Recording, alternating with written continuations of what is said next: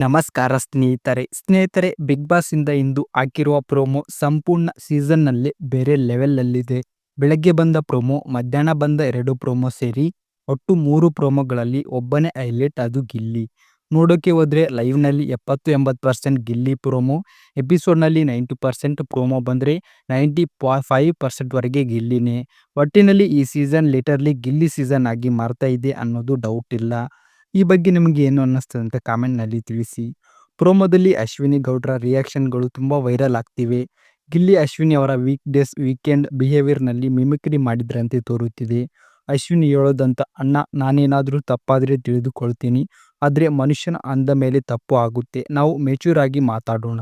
ಗಿಲ್ಲಿ ಅದಕ್ಕೆ ಪ್ರತ್ಯಕ್ಷವಾಗಿ ಹೇಳ್ತಾರೆ, ವೀಕೆಂಡ್ ಡೇಸ್ನಲ್ಲಿ ಒಂದೇ ರೀತಿ, ವೀಕೆಂಡ್ನಲ್ಲಿ ಬೇರೆ ರೀತಿ.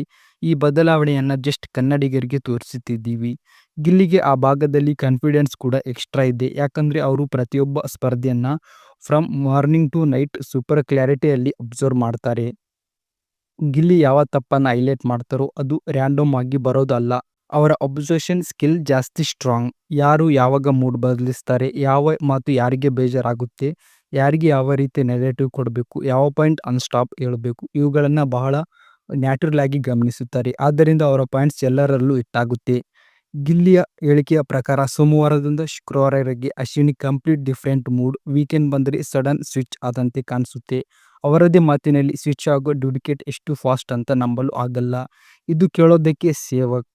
ಪ್ರೋಮೋದಲ್ಲಿ ರಘುವಣ್ಣ ಒಂದು ಸೆಗ್ಮೆಂಟ್ ಇತ್ತು. ರಘುವಣ್ಣನ ಮಾತು ರಿಯಾಕ್ಷನ್ಗಳನ್ನು ಕೂಡ ಗಿಲ್ಲಿ ಅನಾಲಿಸಿಸ್ ಮಾಡಿದ್ದಾರೆ. ಹೆಚ್ಚಾಗಿ ಹೊರಗೆ ಹೋದ ಮೇಲೆ ಯಾರು ಏನು ಹೇಳ್ತಾರೆ, ಏನು ಕತೆ ಕಟ್ತಾರೆ, ಇವನ್ನೆಲ್ಲ ಗಿಲ್ಲಿ ಪ್ರೋಮೋದಲ್ಲೇ ಮೆನ್ಷನ್ ಮಾಡಿದ್ದಾರೆ. ಗಿಲ್ಲಿಯ ಅಬ್ಸರ್ವೇಷನ್ ನೋಡಿ ಸುದೀಪಣ್ಣ ಕೂಡ ಲಿಟಲಿ ಹ್ಯಾಪಿ ಆಗಿರುವಂತೆ ತೋರುತ್ತೆ.